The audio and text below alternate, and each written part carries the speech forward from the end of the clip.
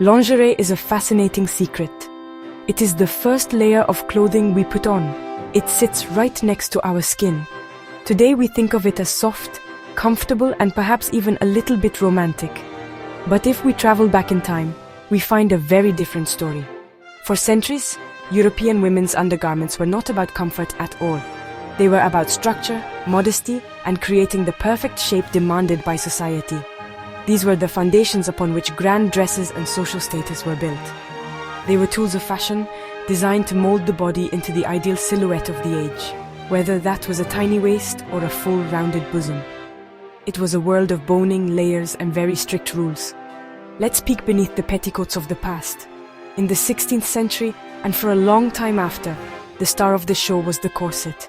This wasn't a gentle support garment, it was a formidable piece of engineering. Made from stiff linen and reinforced with whalebone, wood, or even metal, its job was to cinch the waist into an impossibly small V-shape and push the bust upwards. Underneath this, a woman would wear a simple linen shift, or chemise. This was her primary undergarment, worn day and night.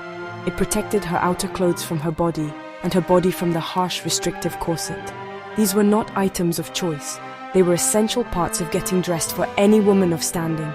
So why did women put themselves through this? It wasn't just about looking fashionable. These garments were deeply tied to ideas of morality and social class. A tightly laced corset was a sign of a respectable, self-controlled woman. It forced her to stand up straight, giving her a regal and disciplined posture. It was a physical representation of her virtue. Furthermore, keeping the body heavily covered was a matter of modesty. The chemise, drawers, and layers of petticoats created a barrier between a woman's body and the outside world. This was incredibly important in societies where a woman's reputation was everything. The right underpinning showed you belonged to a certain class, one that could afford such elaborate clothing. The materials used were also part of this story. For the wealthy, chemises might be made of fine linen or even silk, perhaps decorated with delicate lace and embroidery. These were hidden details, but they mattered. They were a secret luxury. The corset itself was a status symbol, often covered in beautiful, expensive fabrics like brocade or silk damask. For poorer women, undergarments were much simpler. Their shifts were made of coarse, homespun linen, and their corsets, if they wore them, were sturdy and practical for a life of physical work. The unseen layers of clothing told you everything you needed to know about a woman's place in the world. As Europe entered the 20th century, a wind of change began to blow through women's wardrobes. The rigid S-shaped silhouette of the Edwardian era, which still relied on a very restrictive corset, was about to meet its end. People were starting to think differently. Doctors began to speak out against the health problems caused by tight lacing, such as squashed organs and breathing difficulties. A new interest in sports and more active lifestyles for women made the old corsets seem utterly impractical. You simply couldn't play a game of tennis while encased in whalebone and steel. A new ideal was emerging, one that valued naturalness and freedom of movement. This shift led to one of the most important inventions in the history of lingerie, the brassiere.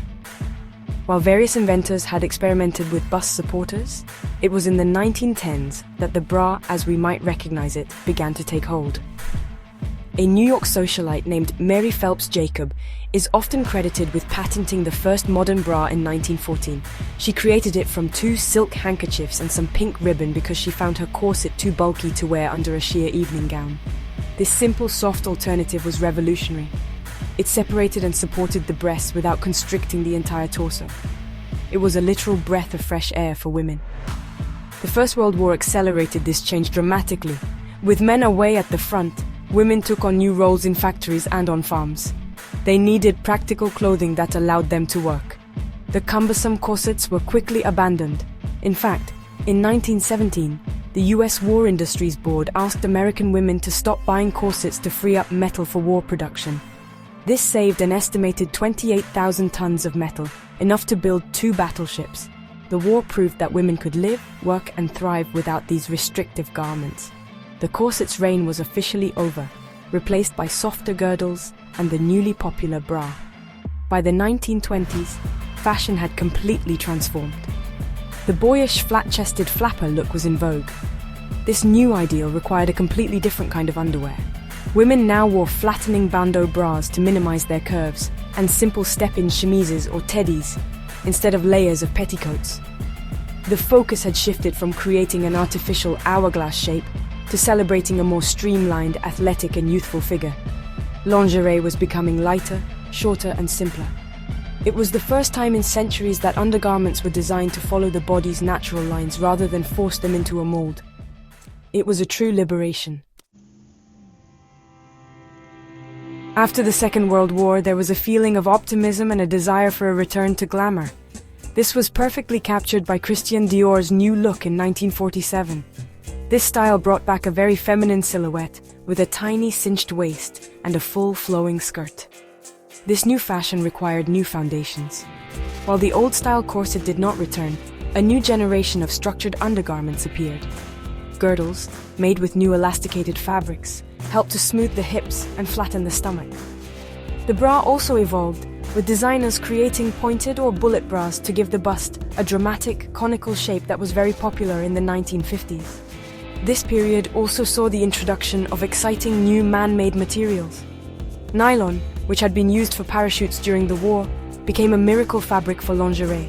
It was lightweight, strong, quick-drying, and affordable. This made pretty lingerie accessible to more women than ever before. No longer was lace and silk just for the rich. Now, ordinary women could buy nylon slips, panties, and bras in a variety of colors and styles. Lingerie started to become less of a purely functional item and more of a small, everyday fashion statement. It was something to be enjoyed. The social revolutions of the 1960s and 1970s brought another huge shift. As the feminist movement gained momentum, some women saw the bra as a symbol of male oppression. The famous bra-burning protests, though perhaps more myth than reality, captured this spirit of rebellion.